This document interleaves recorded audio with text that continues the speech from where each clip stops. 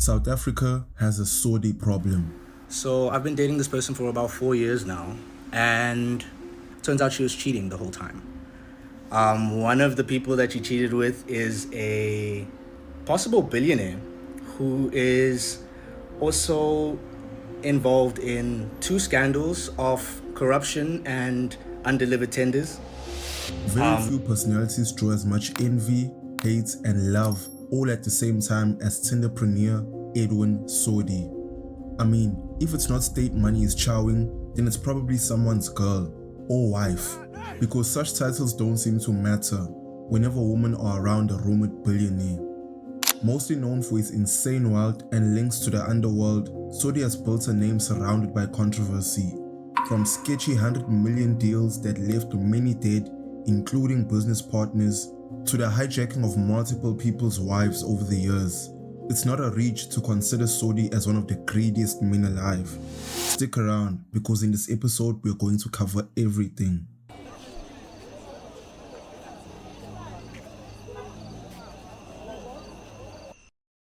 Edwin Sodi first emerged on South Africa's business scene in the early 2000s, founding Blackhead Consulting in 2004, a firm that positioned itself as a specialist in engineering, project management, and government tenders. Over the years, he expanded his business footprint, appearing as a director in dozens, and I mean dozens of companies across property, construction, office supplies, and real estate, including Base Property Holdings, which manages his property investments and partnerships with firms like NGR Projects and CMS Water Engineering on infrastructure tenders. However, through Blackhead, Sodi quickly gained prominence by securing lucrative state contracts, most famously in joint ventures such as the 255 million rand Free State Asbestos contract with Diamond Hill Trading, owned by his late partner Ego Mpambani, who was murdered in a hail of bullets. For a matter of fact, just a year prior to his murder, Blackhead, Sodi's company, took Diamond Hill, Ego's company, to court. What about, you may ask? So, in 2016, the Human Settlements Department was finishing its final payment to the joint venture between Sodi and Ego's companies. 77.5 million rand was the final payment to be made, and according to Sodi, was supposed to be equally distributed between the 2 companies. However, instead of dividing the final payments, Ego allegedly paid the entire amount into his own bank account. In Sodi's affidavit, he states he tried to get Ego to pay the 50% of the 75.5 million rands to Blackhead, but his efforts were unsuccessful. To this day, it's still unclear what the feud stemmed from, but just a year after all of this happened, Ego would be murdered in broad daylight. And to show that it was a hit, Ego had withdrawn money just before the shooting, but nothing was stolen. Over the past decade, he became one of the most talked about businessmen in South Africa, but all for the wrong reasons. His name popped up more and more in investigations tied to corruption, like in the Zondo Commission on State Capture, where he was exposed for paying donations to the ANC and specifically your trusted Deputy President, Paul Mashatile. In South Africa can trust you if for some reason you ended up being in charge. Oh yes, I don't steal. I've never been involved in corruption. You can check my history of the last 40 years in the ANC. My record is just straightforward. The issue that perhaps South Africans are concerned about is there seems to be an allegation that senior government officials are using their positions to amass wealth and live in luxury. What is your response, particularly as it pertains to you? What properties do I own? Can you say that again? Just the way you said it. What properties do I own? The one in Constantia that you declared in Parliament? No. People must read.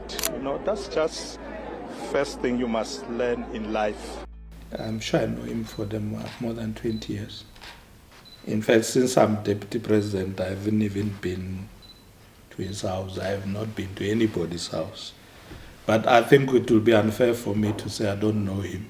Sodi wasn't just allowed to loot the 255 million rands that, if you didn't know, left about 30,000 households in the Free State with these cancerous roofs. But he was also part of the 295 million rands Rooiwal wastewater treatment tender that is potentially linked to the cholera outbreak that left up to 30 people dead in 2023. There's now outcries over allegations of irregularities in the Rooiwal water waste treatment plant following the outbreak of cholera in Hammanskraal and the subsequent death of 17 people thus far. This is where you see exactly how powerful Sodi is, because the DA, which is known for criticizing everything ANC tender-wise, was also involved in this one.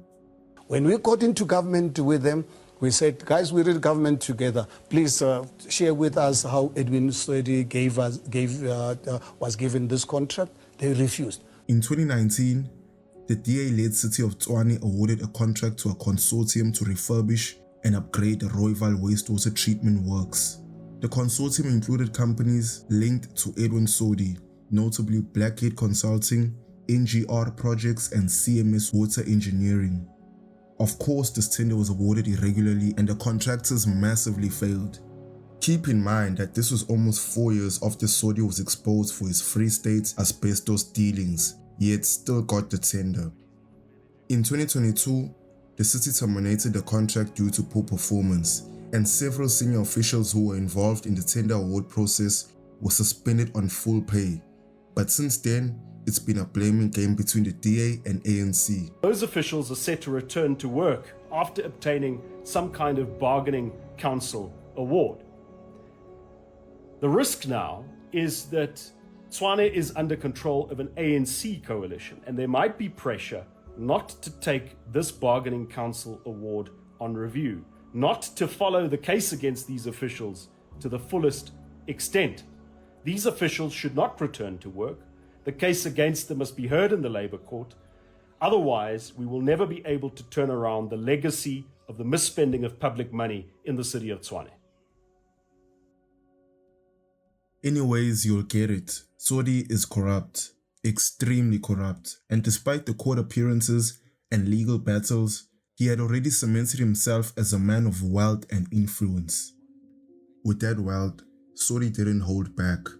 His Bryanston mansion was valued at nearly 100 million rands, a property with everything from indoor and outdoor pools to cocktail bars, multiple lounges, and I could go on. Actually, let me go on, because if you know me, you know I love cars. If there's one thing I ever envied Sodi about, it would be his supercar collection. He had everything from Mercs, Bentleys, Ferraris to Porsches, and even a Rolls Royce. I couldn't forget the Lamborghini. But most of these cars were seized by the asset forfeiture unit, and it included something like 30 cars, 20 properties, and 19 accounts. But we're not trying to focus on that in this video. He even became a fixture in Johannesburg's high-end nightlife, investing in popular clubs like Leaf Sanson and even expanding into Cape Town. Then came the woman. Oh, the woman. Edwin Sodi kept a baddie around him like your granny's blankets on a cold winter night. He was linked to a lengthy list of women, from your social media influencers to legit celebrities. I know I'm only showing one, but where do I even start? You'll know the Karen Zulus, Tulipis, Charlies, Mobilities. I could go on all day. Sodi was really like Thanos, collecting all the Infinity Stones. I mean, there's also your Kefilwe Mabote, who he allegedly bought his Porsche, but took it back after their relationship ended. Damn. He also has a tendency to end marriages. There are rumors, strong rumors, that he had an affair with DJ Sbu's ex-wife, Disebo Makatsa, or the more popular one in rapper/radio and TV personality, Proverb, who openly admitted to his struggle with depression and his ex-wife cheating on him with Edwin Sodi, which led to their divorce. There's also your Minnie Dlamini situation, but hey, she sues. So I'll leave you to speculate. But basically, how do you compete with someone who literally takes millionaires' wives? This gym bro had to find out the hard way, after his girlfriend of 4 years signed to the most prestigious club in the country, Sodi FC. My eyes are red not because of crying. I just had a joint. Like, wouldn't you have a joint? Like, like that's what I'm saying. I'm not... Life is life. Also, you can't compete with a millionaire. Love him or hate him, Sodi is a man who, when he sees something he likes, he doesn't ask for permission. He takes it, whether it being someone's wife or a juicy tender. That same quality allowed him to amass his wealth, but has also been the result of his many legal battles that go on till this day. But if you made it this far, I appreciate you, really. I'm gonna try to keep these videos short for the sake of my upload schedule. So hit the like button, subscribe and turn on the bell icon, and I guess I'll see you next week.